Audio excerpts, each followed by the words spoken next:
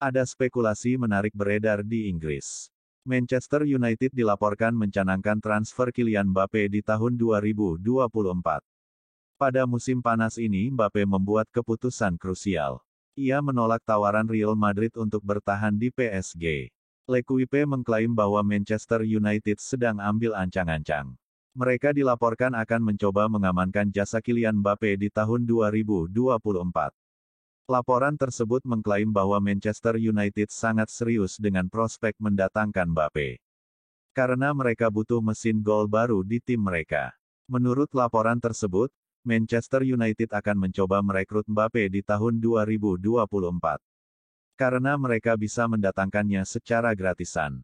Kontrak Mbappe memang baru berakhir di tahun 2025. Namun ada klausul yang menyebut sang striker bisa pergi secara gratis jika ia tidak menyepakati kontrak baru di tahun 2024. Manchester United bukan satu-satunya tim yang meminati jasa Mbappe. Mereka punya pesaing yang berat untuk jasa striker timnas Prancis itu.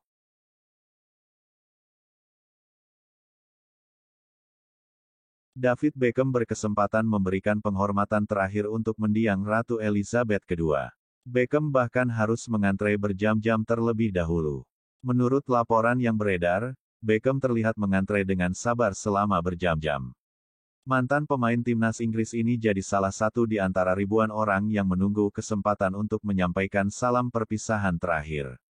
Setelah mengantre selama berjam-jam, Beckham akhirnya berkesempatan melihat mendiang Ratu dari jarak yang cukup dekat.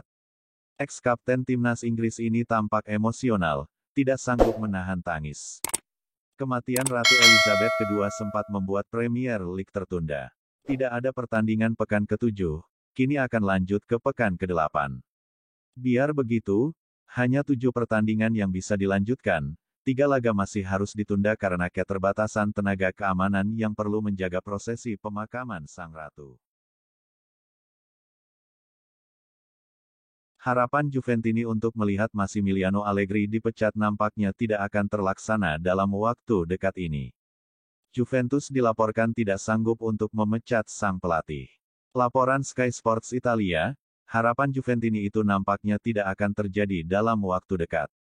Karena Juventus tidak sanggup untuk memecat sang manajer.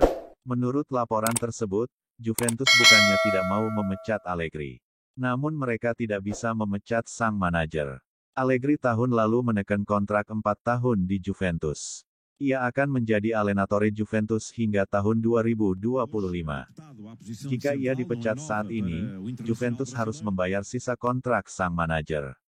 Sementara Allegri mendapatkan gaji 9 juta euro per musim, jadi Juventus harus membayar pesangon sekitar 27 juta euro.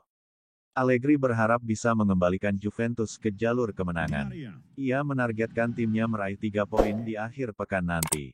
Sinyonya tua dijadwalkan akan melakoni laga tandang, di mana mereka akan berhadapan dengan tim promosi Monza. Spekulasi baru muncul mengenai masa depan Marco Asensio. Winger Real Madrid itu dilaporkan masuk dalam daftar belanja Barcelona di tahun 2023 mendatang. Sudah menjadi rahasia umum jika Asensio tidak bahagia di Real Madrid. Winger timnas Spanyol itu minim mendapatkan jam bermain di bawah asuhan Carlo Ancelotti. Dilansir El Gringuito, Asensio berpotensi pindah ke Catalunya di tahun depan. Barcelona dilaporkan tertarik untuk meminang jasanya. Menurut laporan tersebut, Barcelona tertarik untuk merekrut Asensio di tahun 2023. Karena mereka butuh tambahan tenaga di lini serang mereka. Ini disebabkan Memphis Depay kemungkinan besar akan cabut dari Barcelona. Jadi mereka butuh pengganti yang sepadan untuk pemain timnas Belanda itu. Ada Manchester United dan Arsenal yang dilaporkan siap bersaing untuk merekrut pemain Real Mallorca tersebut di tahun depan.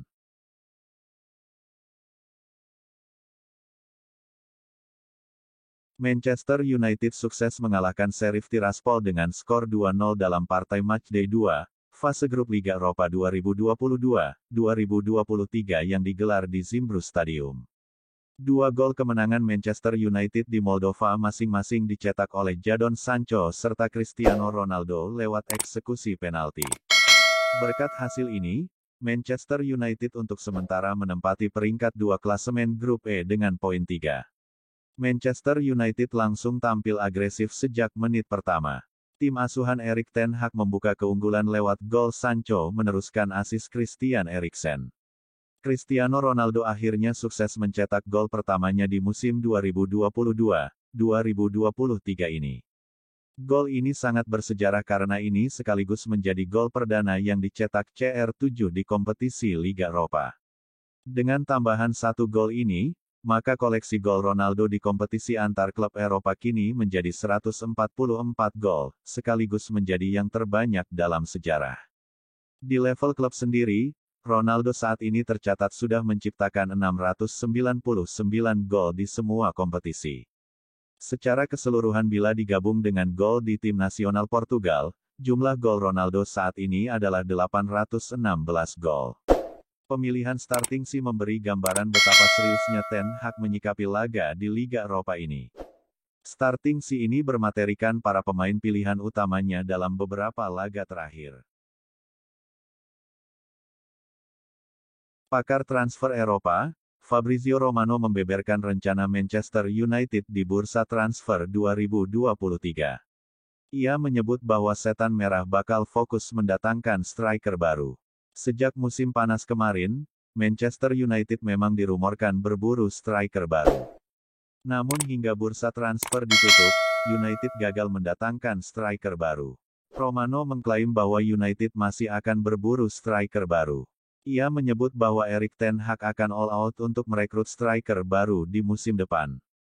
Keputusan Ten Hag untuk mendatangkan striker baru ini disebabkan stok penyerang Manchester United akan semakin menipis di musim depan. Ini disebabkan Cristiano Ronaldo kemungkinan besar akan cabut. Laporan lain yang beredar di Inggris mengatakan bahwa Manchester United sudah menyiapkan dana untuk belanja striker baru Ten Hag. Namun manajemen Setan Merah dilaporkan tidak ambil pusing. Mereka siap mendanai kebutuhan transfer Ten Hag di musim panas nanti. Di musim panas perdananya bersama Manchester United, Erik ten Hag sudah menghabiskan banyak biaya untuk belanja pemain. Tercatat ia menghabiskan lebih dari 200 juta euro untuk mendatangkan 6 pemain di musim panas ini.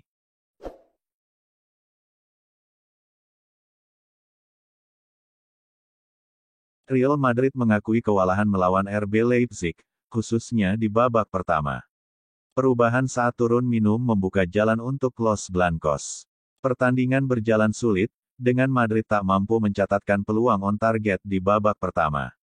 Separuh pertama pertandingan memang praktis menjadi milik Leipzig, yang tampil energi dan terengginas.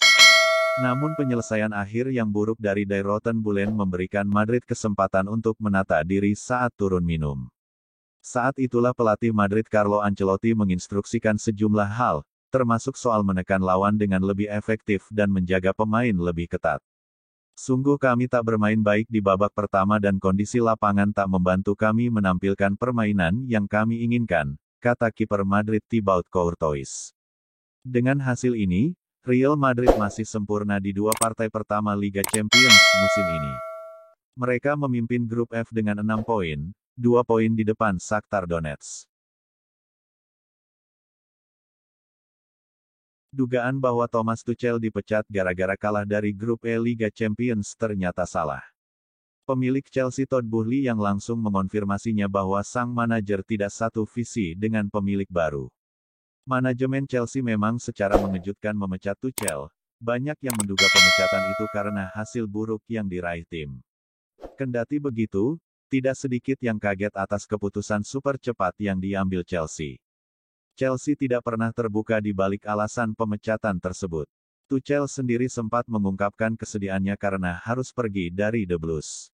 Boehly mengungkapkan bahwa sejak kedatangannya sebagai pemilik Chelsea, hal pertama yang ingin dipastikannya adalah orang-orang di dalam klub selaras dengan visi yang dibangunnya. Di samping prestasi dan kegemilangan Tuchel sebagai pelatih, Boehly melihat Tuchel bukanlah orang yang selaras dengannya. Ini jadi alasan awal pemecatan Tuchel. Dengan kata lain, Boehly ingin manajer tim satu visi dengan dirinya. Hal itu yang tidak ditemukan pada diri Tuchel, sedangkan Graham Potter dianggapnya satu visi.